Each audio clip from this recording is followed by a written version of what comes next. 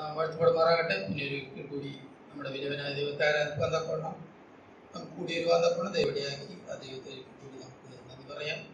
കഴിഞ്ഞ 2 വർഷക്കാലം മുന്നിലുള്ള സഭയോടുള്ള ബന്ധത്തിൽ കർത്താവിനെ ആരാധിക്കുവാൻ ദൈവം ഇടയാക്കി.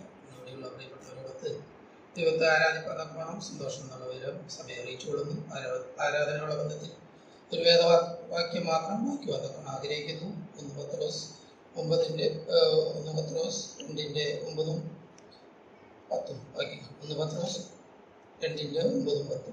നിങ്ങളോ അന്ധകാരത്തിൽ നിന്ന് തന്റെ അത്ഭുത പ്രകാശത്തേക്ക് നിങ്ങളെ വിളിച്ചവന്റെ സൽഗുണങ്ങളെ ഘോഷിപ്പാൻ തക്കവണ്ണം തിരഞ്ഞെടുക്കപ്പെട്ട ഒരു ജാതിയും രാജകീയ പുരോഹിത വർഗവും വിശുദ്ധ വംശവും സ്വന്തം ജനവുമാകുന്നു. മുമ്പേ നിങ്ങൾ ജനമല്ലാത്തവർ ആയിരുന്നു, ഇപ്പോഴോ ദൈവത്തിന്റെ ജനം. ആരാധനയുള്ള ബന്ധത്തിൽ തിരിഞ്ഞു നോക്കുമ്പോൾ നമുക്കതേ പറയാനുള്ളൂ. നമ്മളും ദിവസേന കടന്നവരെ യാതൊരു യോഗ്യതയില്ലാത്തവരായിരുന്നു, ജാതികളായിരുന്നു, പുറജാതികളായിരുന്നു, പാളയത്തിന് പുറത്ത് കിടക്കേണ്ടവരായിരുന്നു. എന്നാൽ ദിവസേന കടന്നു വന്ന അവനെ പിതാവെന്ന് വിളിച്ച് ആരാധിപ്പാൻ തക്കവണ്ണം ദൈവം വലിയൊരു അവസരം നമുക്ക് തന്നിട്ടുണ്ട്. അതിന്റെ കാര്യങ്ങൾ നമ്മൾ നോക്കുമ്പോൾ മത്തായി സുവിശേഷം 27-ന്റെ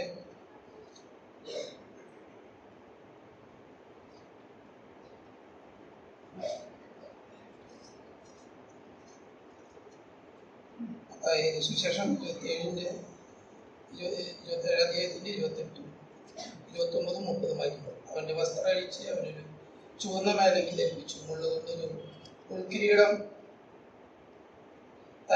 അവന്റെ തലയിൽ വെച്ച് വലങ്കയിൽ ഒരു പൊരുൾ കൊടുത്തു. അവൻ അനുഭവിച്ച കഷ്ടപ്പാടുകളാണ് നമ്മൾ ഈ അധ്യായത്തിൽ മുഴുവൻ കാണുന്നത്. നമ്മളെ വീണ്ടെടുക്കുവാൻ തക്കവണ്ണം അവൻ അനുഭവിച്ച വേദനകൾ അത് മുഖാന്തരമാണ് നമുക്ക് ദിവസത്തിലേക്ക് കടന്നു വരാൻ ഇടയായത്. അതുകൊണ്ട് നമുക്ക് ദൈവത്തെ ആരാധിക്കാം, അവനെ സ്തുതിക്കാം. ഉള്ളിന്റെ കണ്ണുകളുകൊണ്ട് അവനെ നമുക്ക് കാണാം. നമ്മുടെ വീടുകാരനെ കണ്ട് അവനെ നമുക്ക് ആരാധിക്കാം.